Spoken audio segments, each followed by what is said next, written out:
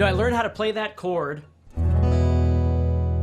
It was at the end of an Extreme song, and I don't remember. Yes. Yeah.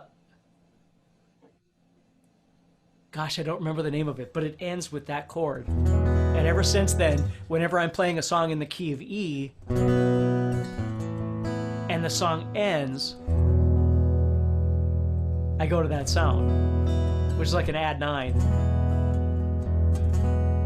It's a great chord. Yeah, I dig it. Love it. Hey, Steve, thanks for being here. Absolutely. You're an amazing guy. And so are you. I'm just here to ask questions and get answers, sir. Hey, guys, thanks for being here. Really appreciate it. This is the Acoustic Guitar Workshop, brought to you by guitarzoom.com. If you'd like to learn some acoustic guitar, you can keep watching. If you want to learn it even faster, you can go to the old guitarzoom.com and check out Steve's acoustic guitar course by Steve Stine. It's available now, and it's new, and it's amazing. And let's learn some acoustic guitar stuff, guys. If you want to ask questions, please put them in the chat box or the comments, wherever you're watching this. Make sure you subscribe and hit the notify button so you can get notified of when the next one is coming. We're going to do several of these for you. And they'll all be saved on the YouTube channel, so you can go back and watch them. We'll put them in a nice playlist for you called the Acoustic Guitar Workshop. So today, we're going to be talking about getting creative with chords on the old acoustic guitar. Yes. Take it away, sir. We are. We are ready for learning. All right, perfect. Well, when I first started learning chords, like a lot of people, learn how to play D and A and G. And again, all very practical and very important chords to learn on the guitar. But there's a few things that... and there's a million conversations we could have about creative chords, but what I want to do is just get you to start thinking a little bit again outside the box. So the first thing to do is we're just going to look at, let me grab that there so I can change this. We're going to look at like adding on and subtracting fingers, if you think of it that way. So for instance, if I take this D chord right here, what I can do is I can add on my pinky somewhere and see what it sounds like. Or if I was on a C chord, I've got my pinky available and I could put it somewhere and see what it sounds like. Or, whatever. If I'm on an A chord, again, I've got a pinky available. So when I was younger and exploring this stuff, I didn't always have like someone to tell me what was right and wrong. I just explored sounds.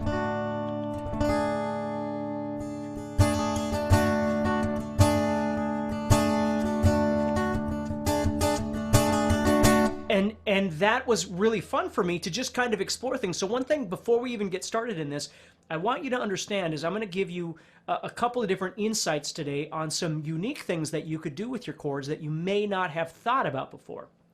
So one is adding a finger on somewhere on the guitar and thinking about what it sounds like and whether or not you like that sound. Now, if we go back to this D chord, a more common place to put this pinky would be on the 3rd fret of the 1st string, right here. And you get a typical kind of sound that's called sus4. It makes this a D sus4. And again, don't worry about what that means. But so if I put that pinky down and then I take it off, it comes back and it feels like home when I hit that D chord.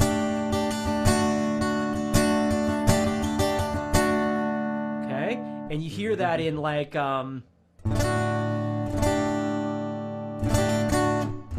like in Free Fallin', you hear that kind of sound, okay?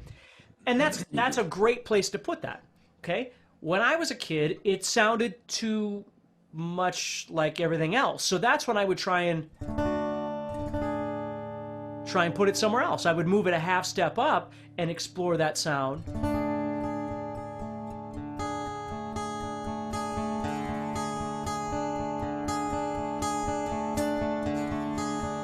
You see, and I would try and come up with things that were a little more unusual sounding, just because that's what I was always trying to do. That was kind of the journey that I was on. So what I'm showing you right there is that just simply by putting your pinky down, you get a different kind of sound. One is more of a comforting sound, I suppose you could call it. And the other one's a bit more dissonant. totally reminds me of something like Alice in Chains would do, though. You know what I mean? It's just, I just love that kind of sound. So I never let my theory or my logic get in the way of my creativity. If I came up with something that I liked, I just liked it. And it didn't have to fit in a key, and it didn't have to fit all the parameters of whatever. If I liked it, I frickin' used it and made something with it. So that's one thing I want you to think about, is never forget your creative side of guitar playing, or whatever your musical motivation is. It doesn't always have to fit in a box. Okay? So now the next thing I could do with this D chord, and I'll show you some other chords as we keep going here, but I could take a finger off. So in this case, what I could do is I could take off my middle finger, and I get what's called a D sus2.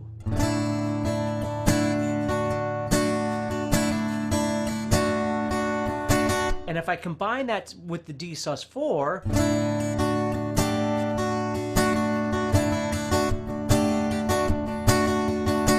and I always really dug that, because when I first started learning how to play chords meant chord changes, like D went to C and C went to G, or whatever it might be. And I don't remember again where this happened, but when I started learning this chord creativity that I'm showing you right now, it meant I could stay on the chord longer, just change the voicing of that chord, and it made its own melody. It made something else happen. But it didn't require block movements, if you will. Like I didn't have to move to A and then D and then G and then C. I didn't have to do this. I could stay in one place.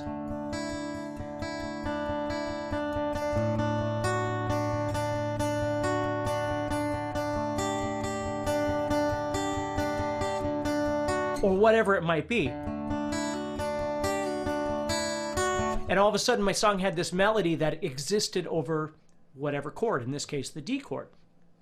So learning to take fingers off and add them on, and you can explore all kinds of things, but again, don't get wrapped up in every finger should be able to be lifted off or what. You can explore them, but ultimately what you're going to do is find sounds that you really like. Like if I was doing the D, another one. And as soon as I do that, I think, my name's John, live better more.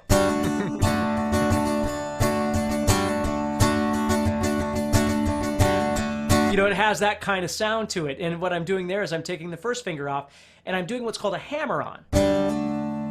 So I'm smacking my finger back down onto the note that makes the D chord. So I'm making this G, that's becoming an A there.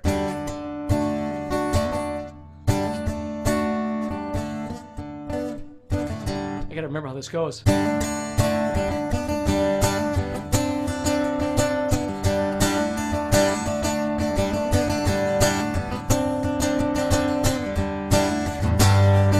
I just had to get that out of my system. I'm sorry, but Sounds great. Yeah, but again, it's embellishment, right? I'm taking the D chord and I'm making what is the name of that song again? I don't know.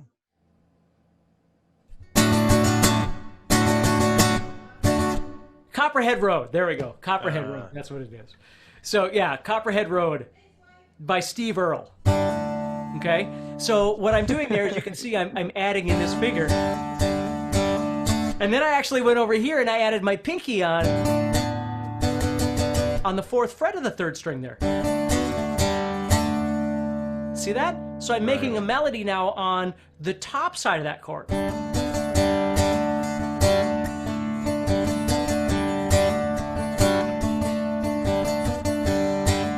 See? So there's a lot of really fun things that you can do by simply removing fingers and adding them back on. C chord. Now what I'm doing is I'm doing that on the 2nd string. So I'm adding my pinky on. And then taking that off. And it's going to give me a different kind of sound. You see?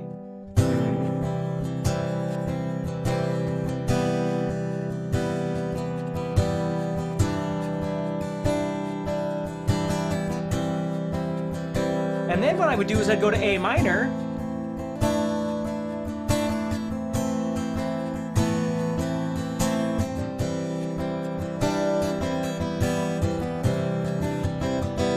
You see, so I could just explore these different sounds by adding and removing different fingers. Now, if you make a chord that doesn't, like a G, you use all 4 fingers, you don't really have a lot that you can move around, right? Mm-hmm. So that's going to bring me to the second conversation we're going to have in just a second here, but I want to see if you have any questions or anything. No, I mean, I think this is super cool. Sometimes you get caught up on these terms of like, well, is it a D sus chord? Is it a chord embellishment? Like, I think the point that I'm getting from this is that you're really encouraging them to explore the different sounds by either adding notes or taking notes away. Yeah, I mean, the most important thing to always remember from my perspective of being a guitar player and growing up the way I did was music is about sound. It's not about logic, because if there was logic, we wouldn't have rock and roll in the first place. Rock and roll is based on theory that doesn't make any sense, which is blues and dominant 7th chords and all this sort of thing. So because I grew up the way I did, music was always more based on, you know, if I was playing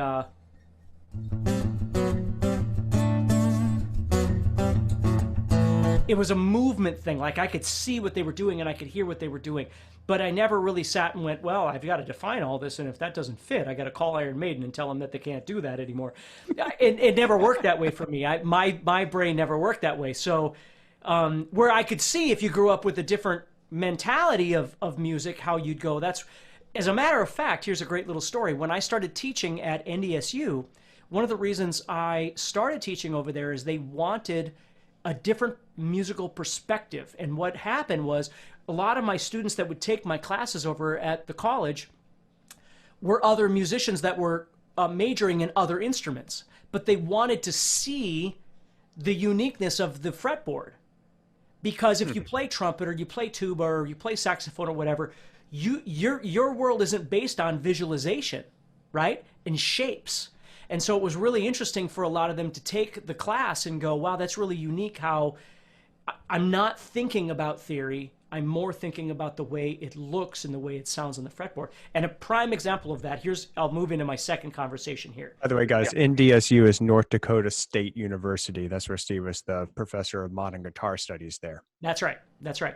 So here's a prime easy example, like how I could take a C chord and move it up. And obviously, by moving it up a whole step, it's becoming a D of some sort, because I went from C 2 frets higher, it becomes a D. But it's not this D, it's a different voicing of D, because I'm just taking the notes that I'm pressing on and moving them up, which means the other strings are still open.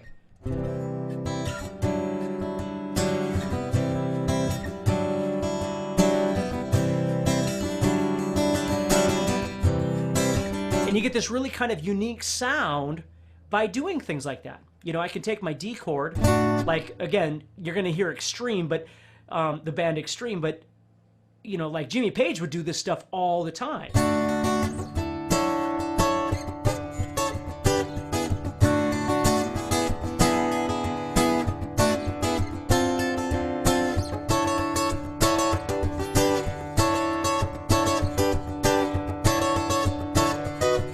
Let's move it up a half step.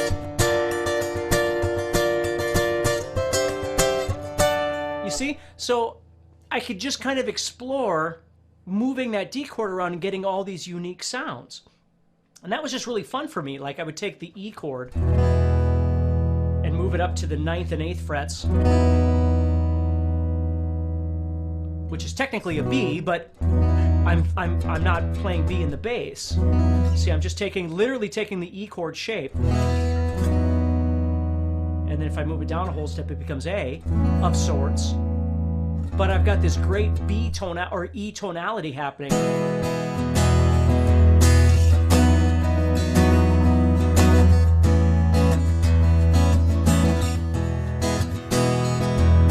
F sharp minor, but keep E in the bass.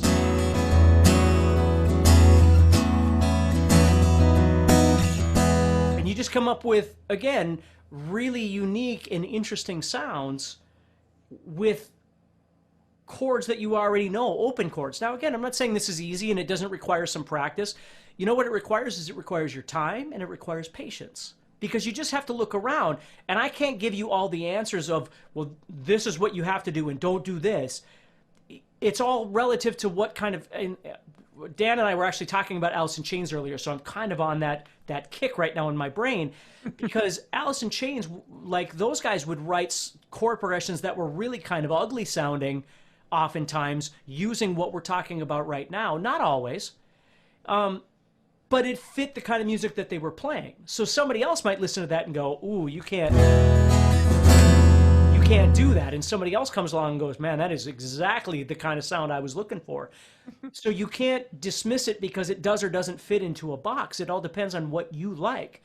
I'm just saying, for me as a guitar player, when I learned this stuff, it was really cool because I knew I didn't at that time. Again, I'm okay with all kinds of different styles of music, but at that time, I didn't want just a regular G and C and D, because it seemed like all the music I was listening to, they were trying to be more interesting than that.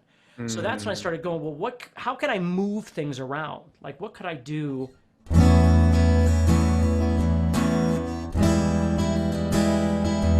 And I would just explore different kinds of sounds and see what kind of things I could come up with.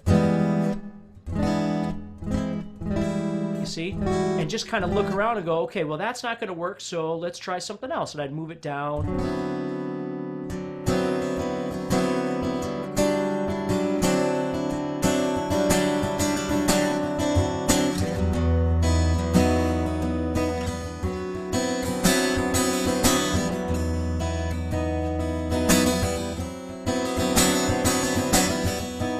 You see, and then if all of a sudden I put a bass behind there that's going,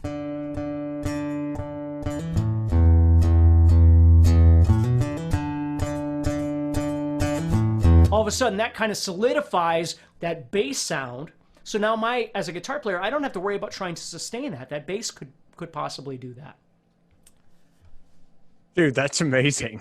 Yeah, it's so much fun. And when you start thinking about about music that way, you start being able to kind of connect more with a lot of the, like, for me, with the stuff that I listen to, a lot of the players that I listen to, this is the way they were thinking about the guitar. It wasn't just, G, C, and D gives me the Eagles, and that's fine. I love the Eagles, right?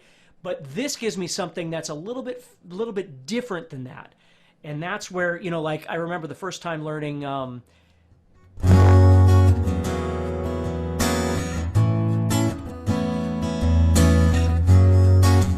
like Rooster by Alice in Chains. Again, I'm picking on Alice in Chains, but it was a bar chord, but then they'd take the bar off. And then they moved up to A as a bar chord, then they took the bar chord off. And that's it. Again, it's a shape thing. And we can define it as a million things, but I guarantee you when Jerry Cantrell's writing that, he's just going, oh, I'll take the bar off and see what it sounds like. Well, that's kind of cool. And you put them together, and now you've got this continuity. It's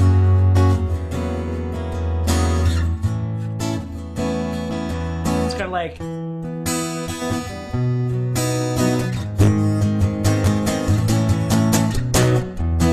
Rush, taking this E and then doing a bar chord, but you're only playing the top part of the bar and you're leaving the bottom strings open.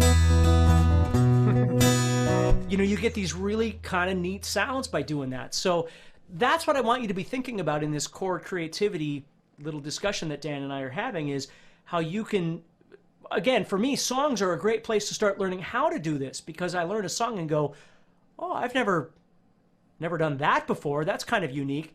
And I'll figure out how I can use that in my playing. It's super cool, dude. All this stuff's amazing. I forget about how just unique acoustic guitar can be just by moving like one note off of a string, or taking an A shape and playing an E at the bottom of it, or whatever the case is. I'm going to show you something, Dan. I don't know if anybody's going to get it. It depends on how old you are. But I wrote a song with a buddy of mine. It was written for my daughter when she was born, and it was called To Sing a Lullaby. And the beginning starts with this.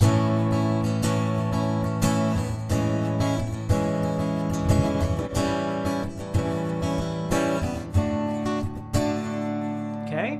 And what happens there is, it's one of my favorite chord progressions from the 70s, where you'd play a major chord, then you play a major 7, and then a dominant 7. And it always reminds me of like Bread or something.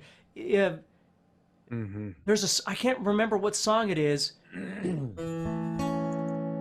If a picture to fall, I can't remember what it is, but there's a ton of songs from the 70s that would do that. Now, I wasn't a big kind of AM radio 70s guy, but that was the chord progression, and for some reason it always just really kind of tugged at my heart because I just loved the sound of that. So when I don't know what key it was in, I don't know anything, but that chord progression has always stuck with me. Now, the second part of that, it goes to D. And here comes my Beatles. Right here.